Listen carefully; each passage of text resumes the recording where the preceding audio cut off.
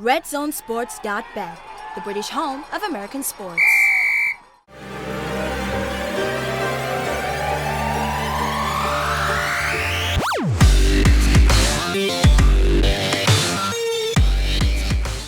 Hey guys, and welcome to this week's episode of the SportsHeads NBA edition, sponsored by RedZoneSports.bet. My name is Tori, and I am joined by Steve and Nick.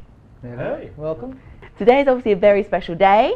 We have the NBA London game this evening.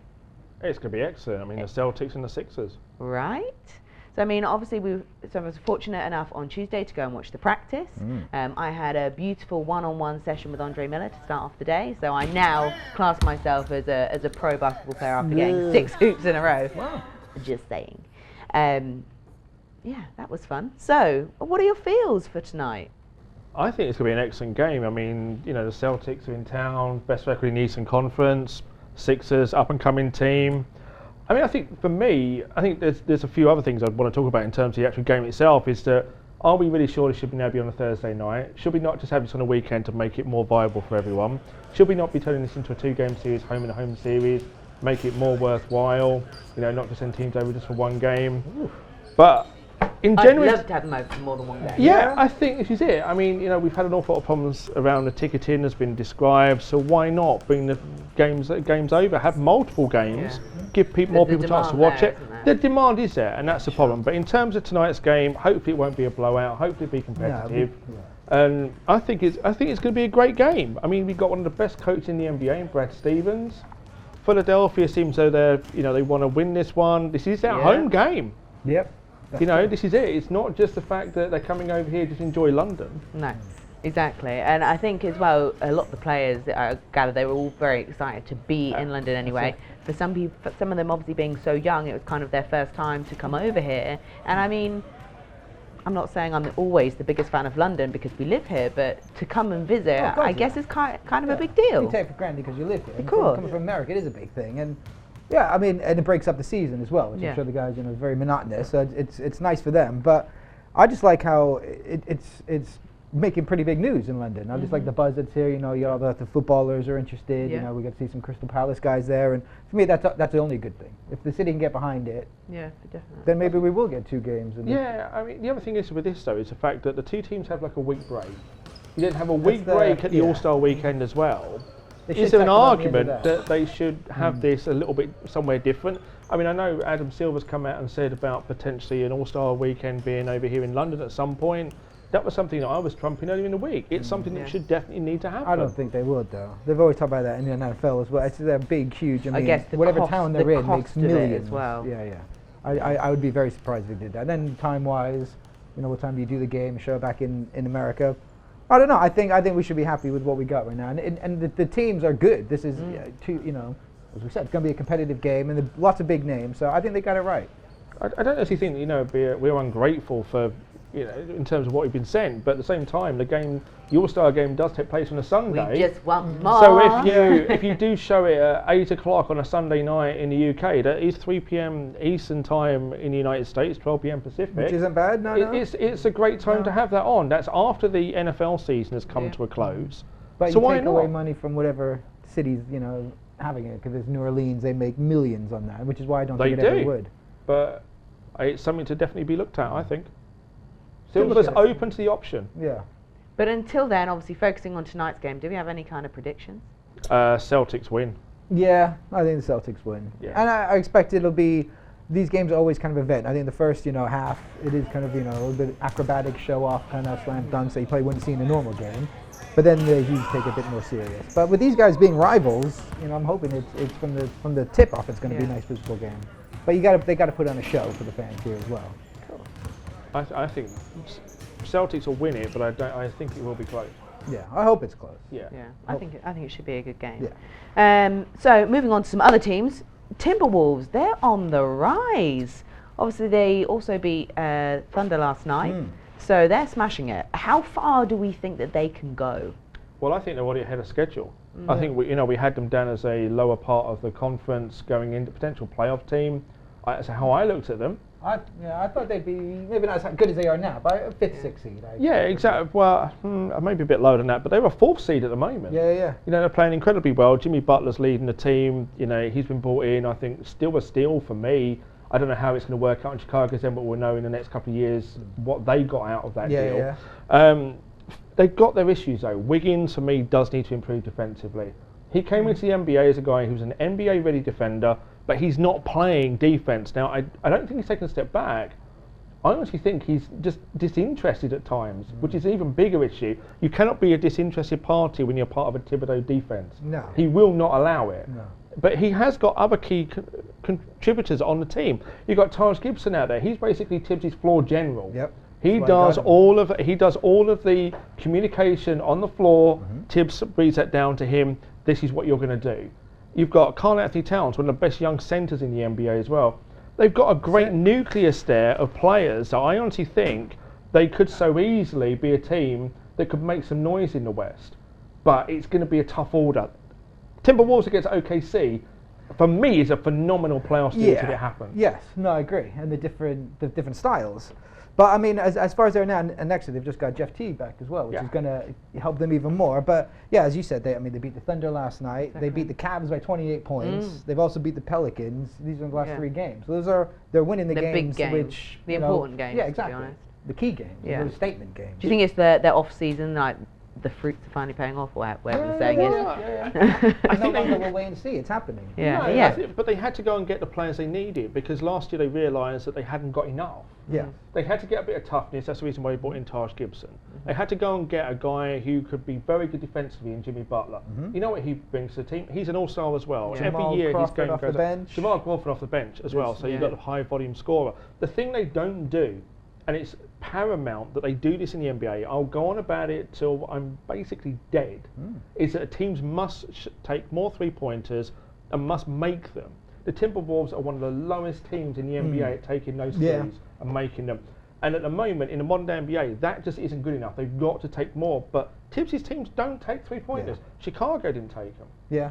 And, I mean, maybe that's his style, isn't it? And it's gotten him this far. I think it's working, but I do agree, especially when you get into the playoffs, those tight games. Yeah. You need those three-point shooters. Yeah. Definitely. So maybe we'll see some changes in February? I think they'll be one of the teams that'll be definitely buying at the deadline. They'll be buying. I don't think they need that much. I think maybe it depends on the teams around them. Smaller tweaks. You know, reaction moves. I honestly think they just need another guy off the bench. I think that's all they need is maybe another guy with size because you need that in the playoffs. You do need size in the playoffs. Okay, so moving on to the next hot topic, the AllStar Weekend. Votes are obviously going through. What are your guys' views on them? So let's have a quick look. The Eastern. Okay, so Eastern, we're looking point guards. Obviously, we've got our boy Kyrie up at the top. We've then got DeRozan and Oladipo. Front court, we're looking at Giannis, LeBron, and Embiid. Yes. See, the big thing for here is the fact the most important part of this now is who's got the most votes. Yeah. Because that's the team captain. Yeah. So Giannis is going to be, at the moment, as he looks, a team captain. He's come out and said that he will pick LeBron. That's who he's going to basically aim for. Maybe that's in case it goes the other way. LeBron overtakes him. I don't see it. I think he will be the overall. I hope so. I think he will be. I think it's interesting on the other side when we look at that because then who his opposing team captains are going to be. Yeah, should we have a quick look at the West? Yeah, the West. Okay, guards, we've got obviously Curry up the top. Close behind him, we've got James Harden, then we've got Westbrook. For the front court, we've got Durant leading the way by quite a substantial amount, then Anthony Davis and DeMarcus Cousins. So you've got Kevin Durant as potentially the other team captain. Yeah. Do you honestly think Kevin Durant is going to pick LeBron? No. And he shouldn't. Yeah, no, it does surprise me that Giannis is the number one. I mean, LeBron, this is, just not in America, this is worldwide. Yeah. LeBron's the big name. I mean, these things, the first result, so they're going to change as they go. But I'm hoping Giannis is number one. That's a bit of a slap in the face to LeBron. Do you know what I would love this at the moment is now if Giannis literally, because he knows that Durant possibly wouldn't pick LeBron, is pick other players. LeBron just sits there and sits there and sits there. Could you imagine? The thing I don't like about doing this well, because especially when it gets to like later in careers, NBA, Hall of Fame type thing, they'll say guys are 13 times All-Star selections. This counts to your All-Star selection, doesn't it? Well, it does. But you are an All-Star selection. If you're a friend with the guy who's I don't know. Yeah, but it is you know, what it is. It's another format. I mean, I know Steve Kerr's come out and said what he would like to see is the best 24 players in the AllStar Weekend. Based on what, though? Well, this is it. I mean, people are throwing around all kinds of different ways because at the end of the day, the AllStar game is broke. Yes. It's very much Oh, no, broken. I like the way they're doing it, but I just... They're trying to find a different way to try and, you know, give some emphasis Add on some this fresh game. And they do. They always do. They've got They've to. changed it around a number of times. I This is good. I think there's different ways of looking at it. I mean, I think for us, like, you know, me and you have watched the game so long, is that we've gone from seeing a game being very, very competitive. One of the highlights of the season. To now being a game that is pure fun. But I don't necessarily think they kind of all bought into the fun part of it. Yeah. They've got to make it either 100% fun or 100% competitive. Yeah. You can't have like a middle ground. Yeah. And I think at the moment and that's they got, what they've got. Was it last year, the year before, when they had, you know, scores were 200s or whatever almost. I mean, that's just a Ridiculous. bit ridiculous. Nobody likes that. So it's just It's the middle new ground way of now. the NBA, isn't it? I would like to, not to make it like Harlem Globetrotter-esque, but I is would what it like is. to see some of the things within that system maybe brought in. If you're going to go completely fun, you have to go that way. Yeah. You cannot go by normal NBA rules if you're going to go that way. No, that's right. Maybe, you know, have some different tweaks to it and get maybe some of the players involved. What do the players want to do on an All-Star Weekend? Party? Outside of that? That's the What do you thing. reckon if they got like some vets in? Yeah, with the older play? dudes? Yeah. Like, No, we got the big three leagues up there. Yeah, Yeah. maybe like yeah. That Kind could of be the whole- fun. That could be, but injuries. I don't know. Yeah, That would be. that is- I- But then if it was a more I'd watch fun that. game, Yeah, I'd then watch that. it would just be a great spectacle to watch. So you can get to see some of your Yeah. all-time favourites along with your current favourites. Yeah, but the not bad. problem is as well is the fact, you know, these guys aren't in I their love that prime we come anymore. up with all these ideas. Yeah. No, Well, there this are- is good. it's the NBA, where thing. you at? We're here. Everyone is coming up with so many different ideas Yeah. because it is that broken. That's the problem. That is the problem. You're right. So everyone's got all these wonderful ideas about how to change it. It's just nailing it then. isn't It is, that's it. It is about nailing it and trying to get it so that once again the fans are interested, the players are interested. It means something. You know, have the players playing for charity. Yeah. You know, Sure. are based upon Or incentives. playing for they lose their contract slashed. I like that. Boy. I like that. Do you reckon they'll play for that though? No, I don't. No, I don't. Or and then their wages go to the winning team. Nice. But Yeah, the trouble that's is, not going to happen. The trouble So- is, so the wages for some of these players, if they miss a year's wages, what does it really mean? That's true. That So is true. obviously we're mouthing off our ideas right now, talking about somebody else who mouths off. I know that Steve, particularly, you're going to have something strong to say on this one.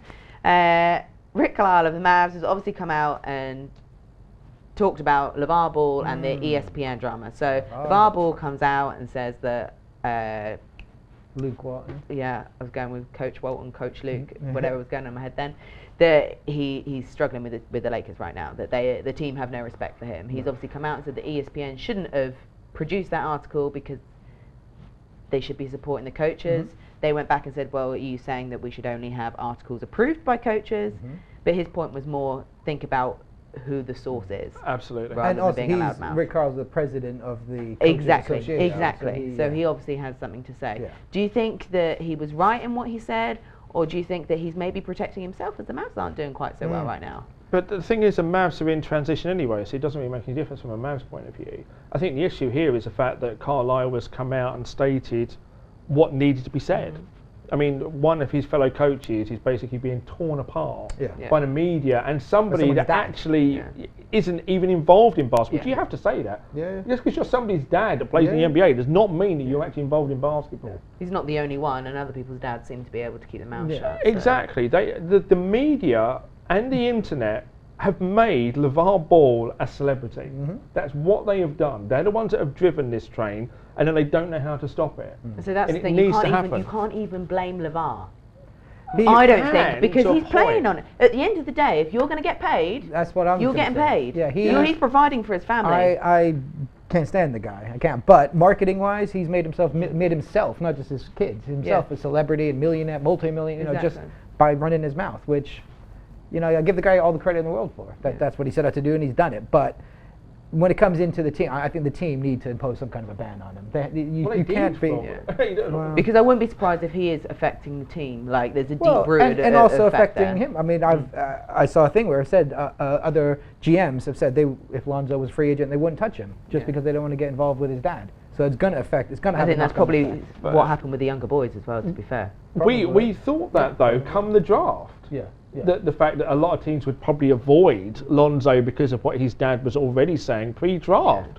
It didn't stop the Lakers getting involved then. Because the thing is, he could have easily just still come out and if he carried on continuing to support Lonzo and the team despite what was going on, despite the results, then you'd be like, okay, do you know what? He's a team player. He's supporting us rather than just turning because it's not going the way that they expected. And where was he when his kid was struggling? And LaVar taught his kid the whole time, so maybe his coaching was the bad part. But we're not surprised that the Lakers are struggling anyway. No, exactly. If it wasn't for Kuzma, they'd be even worse. Yeah. So, I mean, I know the Lakers, are making some decisions at the moment about personnel and everything else, but the root of all this problem is LaVar Ball. Lonzo Ball is just unfortunately getting swept away in all of this. We actually now can't see that we can take him Lonzo Ball seriously as an NBA player. Because when we think of Lonzo, we think of LaVar. Yeah. And I don't want him to do well because I don't want his his dad to be start gloating. Yeah, exactly. And it is a shame because I've watched a couple of. I know you're going to tell me off, but the Ball series that he does. Yeah. And I've watched a couple of them. He seems like a real family man. Obviously, he's very supportive of his wife and everything that she's been through, and that it's very sweet to watch. But then you get this other side where you're just like, dude. Yeah. But I mean, he's playing the villain. He's doing that well. We're still talking about him too. We're giving him the airtime. Exactly. So until people stop giving him the airtime, because Rick's kind of just. But it wasn't just Rick. I mean, Steve Kerr came out and said he's a Kardashian of the NBA. Oh, completely. Yeah, I think that you have to protect the coaches somewhere. But I mean, this has been going on for years. I've seen stories. Isaiah Thomas was telling a story of how his mom, back in the day was like yelling at a coach, and the coach said, shut your mom up. Yeah. So it's been going around. This is the 80s. It wasn't cameras and microphones and everything in everyone's face. And now there is. That's the problem. And LaVar's he's be making the most out of what he's got. So halfway I give him credit. The other half I want to slap him with it. Yeah, I feel you. Yeah. You've got to respect his hustle. And at the end of the day, he's doing what he's doing, but it doesn't mean you have to like it, does it? That's it. So sticking with the Mavs, I just want to touch on Derek Harper. So ceremonial jersey.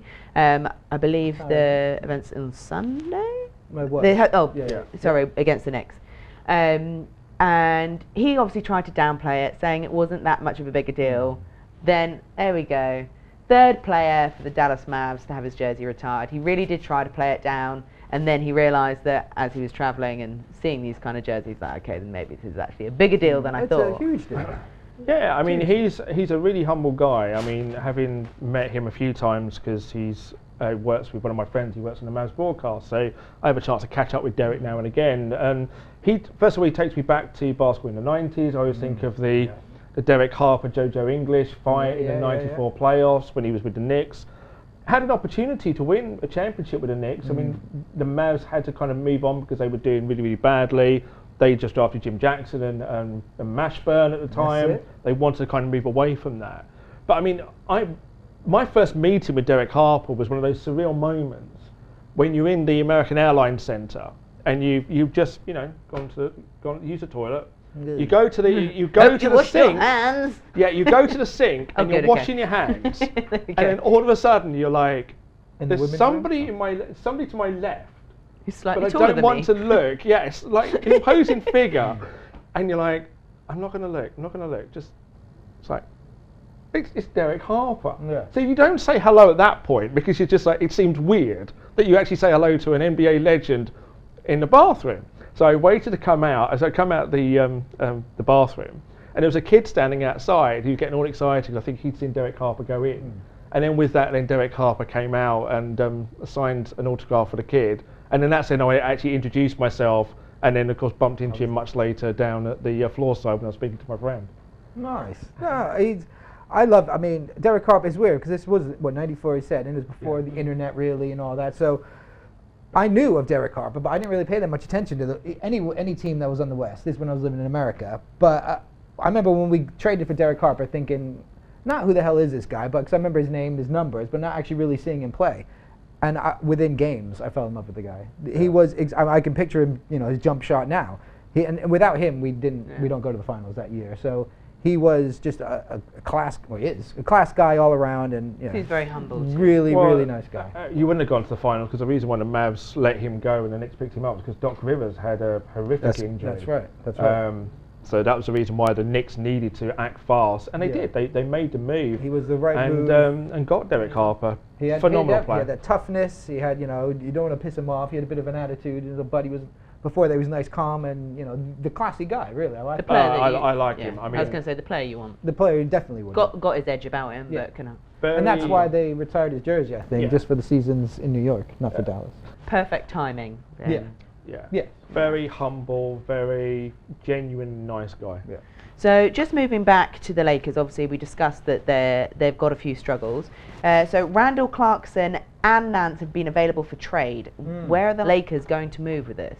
For me, I think it's the fact that they've made a decision on exactly who they want to keep. I mean, Lonzo, obviously, and Kuzma are the two guys they want to go with, and then it's kind of almost like clearing the books for what else they want. So they're getting rid of somebody. They've decided those are the two younger guys they want. They don't want these other guys. So what they're going to do is shift players left, right, and centre because they want to try and make a run at the potential free agent market in the summer. I mean, potential free agents as it stands right now: Melo, Boogie, KD, Paul George, LeBron, DeAndre, CP3, Isaiah Thomas, D Wade, and Russell Westbrook. And all potential free agents. Most, probably, if not all, have been rumoured with the Lakers at some point anyway. Yeah. So that's exactly what this is. Yeah. Clear out the books. Get ready. Yeah. And then they're not going to make the playoffs. No, this year, exactly. So they might as well play around a little bit, I guess. And I'll put my neck on the line now and say they'll get none of those guys I've named. Really? I think they'll get one. I think the Paul George is, depending what happens this season.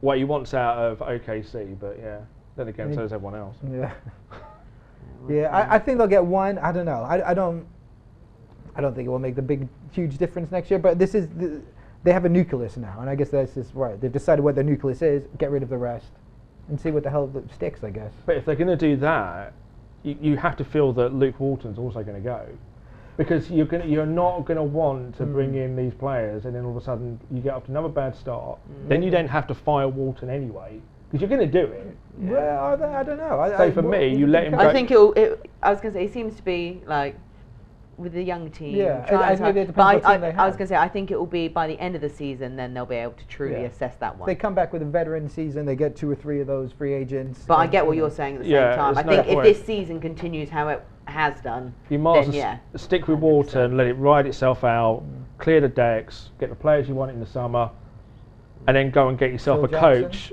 No.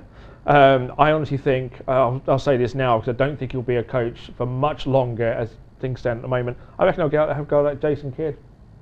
I reckon Jason Kidd won't be a Milwaukee coach. I reckon he'll be in LA. Wow. Interesting one. Yeah, he's a great mentor for Lonzo Ball. Yes, very much so. He would be a great coach for Lonzo Ball if he's allowed to mentor Lonzo Ball. That would be the other but then part he's of got question. Magic Johnson there mentoring him now. So I mean, you need somebody a bit closer. Kidd's Kidd for me is similar to Lonzo Ball than the Magic is. Yeah, but he's an LA kid. Magic is the man. I don't know. I totally get your point, and I think Kidd would be a good coach for him. Yeah. But if Magic hasn't really been able to do too much. Yeah. And there's a difference between Magic isn't the coach, he's the GM. So yes, exactly. No, and that's where you have Jason Kidd being there on a day-to-day basis. Kidd is already coaching a team that is already not going off the rails, but I don't think they're buying into everything that he's saying anyway. And there's a lot of people in Milwaukee, fans I'm hearing from, that don't want him there anymore. They want him gone. I mean, they're just about a 500 team. Yeah. They should be much better than that. So they're going to have to move on. And like I always say, you can do rubbish at your job in the NBA or any sports team, somebody else will turn around and go, yeah, you got a solution for me. He always says that. Yeah, that's what happens. But sticking on trade Long rumours. slogan, but catchy. Can't quite put that on a t-shirt. Make it more punchy. But yeah, talking about trades, obviously DeAndre Jordan has been rumoured. We've been discussing this pretty much since the show started. Trade deadline is getting closer now. It is. So I mean, actually, it's a month today. Wow. Today. Yeah. I love trade deadline day. Yeah, I was going to say, where do we see this going? We're going to make a final choice because we're going to have to, because then we can kind of put this to bed. Yeah. I'm going to say post-trade deadline, he is going to be a Cleveland Cavalier. And the reason why I say that is because we're kind of hearing, aren't we, that Paul George isn't available, Marc Gasol's not available, Boogie Cousins apparently isn't available because they're going to try and stay with him in the Pelican land. So there is no real other option for the Cavaliers. Yeah. They've got to go and get DeAndre Jordan. Yeah. No, I wrote down Cleveland as well. I think that would be the option. I did also put, I think it would be a surprise, but the Heat I want to throw out there. I know this is probably the one position they don't need help at, but again, with what the Heat going on, is a thing where basically they've acquired all these contracts they can move for a big veteran type thing, and I think that would work out financially and stuff. I don't see how Hassan Whiteside and DeAndre Jordan kind of coexist. But two volatile people there as well. But that's my dark horse. But just throwing out a little... That's my dark horse. I told you so. Would be a surprise, but wouldn't necessarily be a surprise. Oh, it'd be a big surprise, but you heard it here first. And last, probably. Gotcha. Spoelstra would lose any hair that he has. Well, there you go. That closes our review section of the show. We'll be moving on to our shot clock section after the break. Catch you then. Hey guys, this is Marcus Smart and you're watching SportsHeads. RedZoneSports.bet, the British home of American sports. Welcome back to the SportsHeads NBA Shot Clock episode. Thank you for tuning in. So, this episode, if you haven't watched it before, I give the guys 24 seconds to give me an answer to a specific question. So, we're starting with the same format. We're going to start with the game of last week. Okay? So, I'm going to come to you to begin with, Nick. Oh, geez. Okay?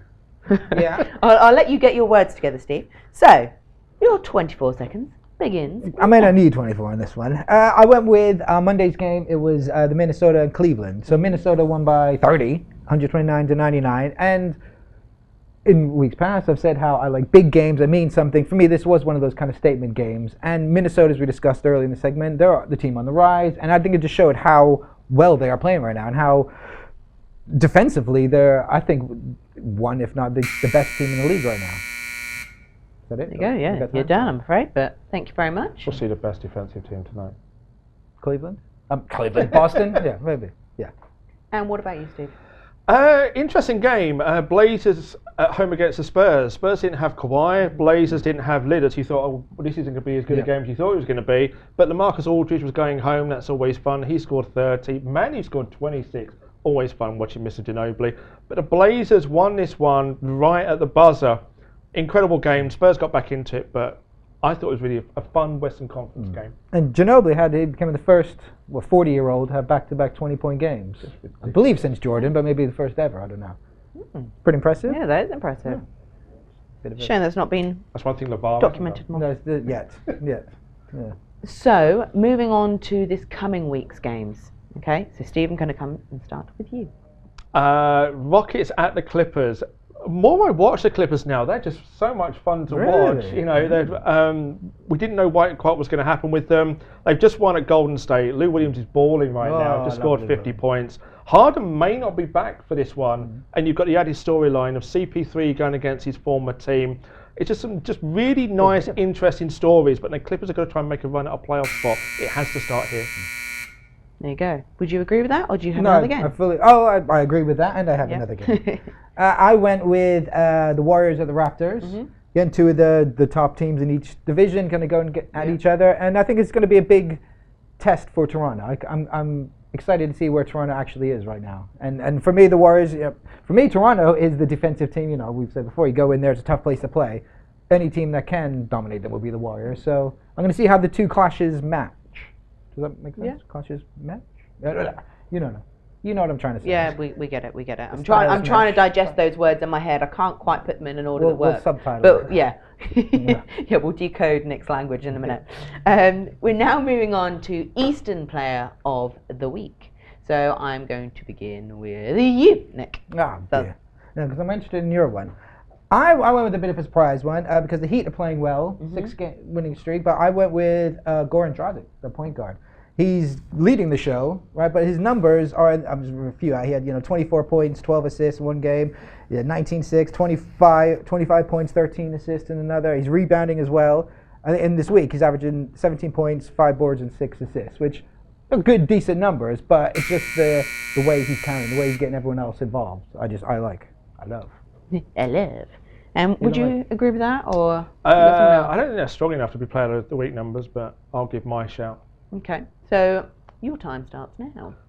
Spencer Dinwiddie for me of the Brooklyn Nets. 3 games this week, 20 plus points. PER on the season is now 17.2. That's going up. Nets are playing really well at the moment, and he's a big reason for that. During this stretch, they've had a 1-point loss to Toronto, a 2-point loss to Boston, and they've beaten Minnesota, and he's done the big part of that. So for me, he has got to be the Eastern Conference Player of the Week. He's doing way more damage than Dragic. Can I change my answer? What, to agree? Or? No, to agree. Yeah. Oh, no, yeah. I knew you picked him. I didn't want to agree, so I had to go with somebody else. Yeah. Definitely Dinwiddie this week, surprisingly. So, I mean, what about West? David West? Oh, the West Conference. Yeah, sorry. No, do you know what? Going to the other side of the coast. I gave my West answer on this one before last night, because I think it would have been very, very different. Yeah. I stole that. Yeah, I thought you might have done. For me, Steph Curry, 45-point game in the week. 3 games in 4 days where we averaged 35.3 points per game. On the back end of that was the 45 points. Yes. You know, that's a tough stretch of games. We know what Steph is. I think sometimes we don't necessarily appreciate what he actually does. We kind of go, oh, well, Steph got 30, 35 points. That's what we expect anyway. Yeah. At some point, we've got to kind of give these guys credit for what he's actually doing. Unfortunately, obviously, he's got a minor injury at the moment, but phenomenal week for him. Yep, and I agree. And the one I went with, basically, because last night, Lou Williams, who you would have went with, I mean, off the bench, this is last few games, 50 points, 34, 23, 26, 33. I mean, those are huge numbers. And he's doing this, Harden's not there, so obviously he's getting more of the ball, but he is on fire right now. And I mean, that spark plug from the bench, I think that's not valued as much as it should be as well. And he's the best at it right now. Him and Crawford, I'd say. Perfect. Yeah, so he was my player of the week last week in the Western Conference. Well, you're a week ahead. It's been consistent the last 2 weeks. There you go. That brings us to a close of our Shot Clock segment of the show. But stay tuned, because next up we have Pick'ems, where the guys will be discussing their views of the games of the coming week. Hey guys, this is Marcus Smart and you're watching SportsHeads. RedZoneSports.bet, the British home of American sports. Hey guys, and welcome back to our Pick'em section of the show.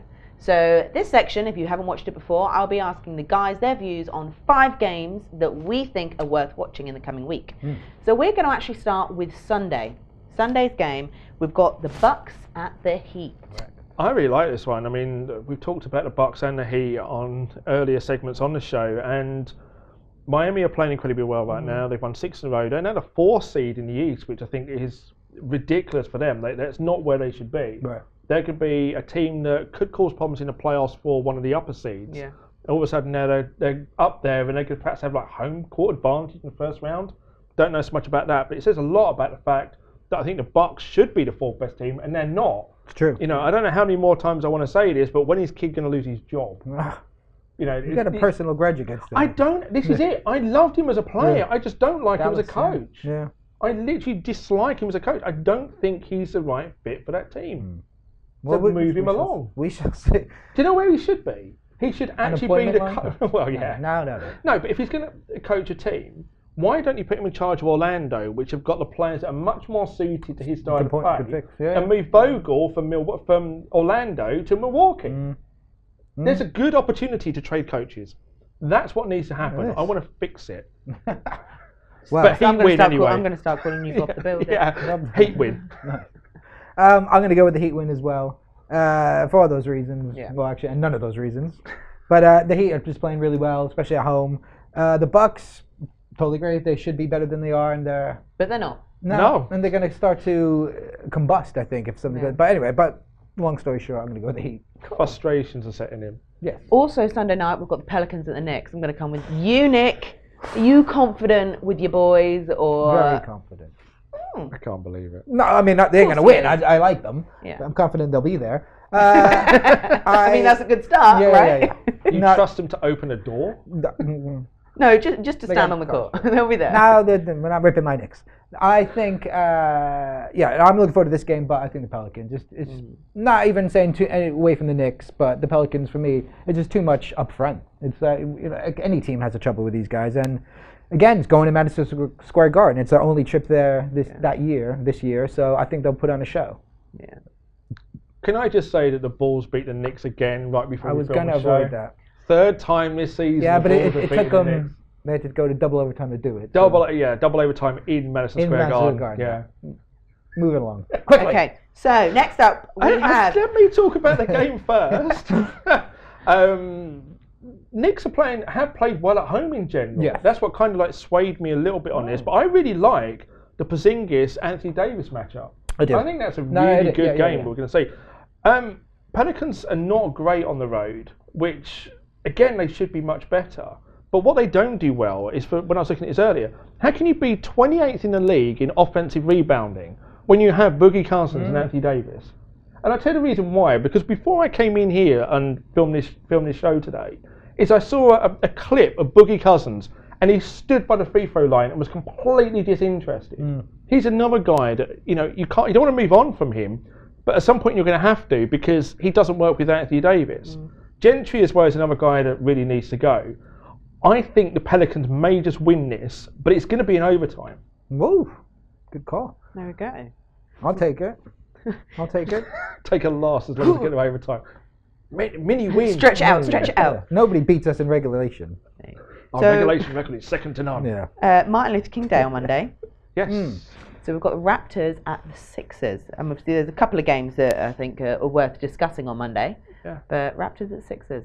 It's Sixers return from London. I think that's going to be one of the big keys in this one. You know, how they get over that. I mean, I know they have like a week where they kind of have a break in the schedule and just have this game. They do an awful lot of stuff, as we already discussed in our earlier segment. London hangover. That's what it could potentially be. Raptors are a team that they really need to win these big road games. If I want to look at it and say, talk about statement games, you've got to beat teams that are potential playoff teams, even in the lower part of it, on the road. Raptors do have a plus 7.7 differential, which is best in the East. So they're doing an awful lot of things right, but this is a game they must win, and I'm going to have them winning this one.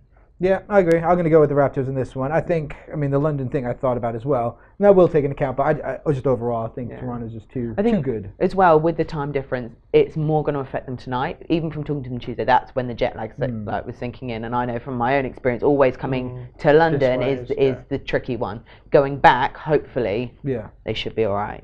Yeah. Also on Monday, we have the Lakers at the Grizzlies. Which is always a good one. And Memphis always has the home game on Martin Luther King Day. Yeah. But I'm actually going to go with the Lakers on this one. I'm not exactly sure why. No, you know what? No, I'm not really sure why. Again, as simple Lucky as statement games, and nationally televised will be a big game. But I think the Lakers overall are not a good team, but I think on any given night they can surprise people, and just the way it matches up, I'll take Lakers in a surprise. See, for me, I think this is a game that Memphis shouldn't be winning, because they should look at the bigger picture and move forward and decide exactly what they want to do. As I said on talk last week, they should be looking at Mike Conley and Marc Gasol and trying to move on from them and trying to rebuild, because they can't get rid of that Parsons contract. I think when it comes to Martin Luther King Day and the home game for Memphis, I think it always creates a very special atmosphere. Yeah. And I think that, for me, is why I'm leaning towards Memphis. I can see them winning this one at home. As I said, it's not a game that they should win. The Lakers are horrific on the road. So maybe just scrape it through. I don't necessarily think they'll scrape through. I think that the Grizzlies will win this by about 10. Okay. But the Lakers are so bad on the road. No, I can't argue that. They are. So final game, big one, possible playoff matchup. Finals matchup. Yeah, exactly. Yeah. Sorry, so obviously, you're forgiven. Thank you. You're welcome. Warriors heading over to the Cavs. Another chance to see a potential preview of the NBA Finals. Exactly. So for us in the UK, we're going to be sitting up late watching this one. Can't miss it.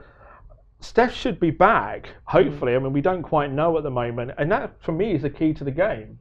I think if Steph's playing, I think the Warriors win. If Steph isn't playing, I think Cleveland win this one. It's going to be a heavyweight clash. Yeah. You know what's going to happen. Yeah. Both teams are going to have a go at, test each other out like they always do. Very hard-fought battle. But I just think it does depend on whether Steph plays or not. I'm going to say at the moment, I think Steph will play, so I'm going to go for a Warriors win.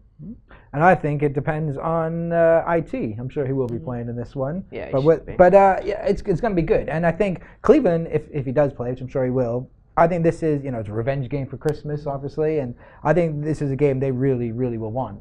But I'm going to go with the Warriors as well. I think the Warriors are just Too strong. It's too strong. Yeah. They really are. I mean, there's not going to be many times I go against the Warriors, but I can't miss game. It'll be one of the best games of the season. Should be. Yeah. No, I'd agree with that. All in agreement? All in agreement. All in agreement. All in agreement. That closes this show nicely. So thank you both of you. And thank you guys for watching. Please make sure you hit the subscribe button so you don't miss out on any future episodes. And until then, take care. You gotta keep your eye on the ball, boys. Check out our latest hoops offer. RedZoneSports.bet, the British home of American sports.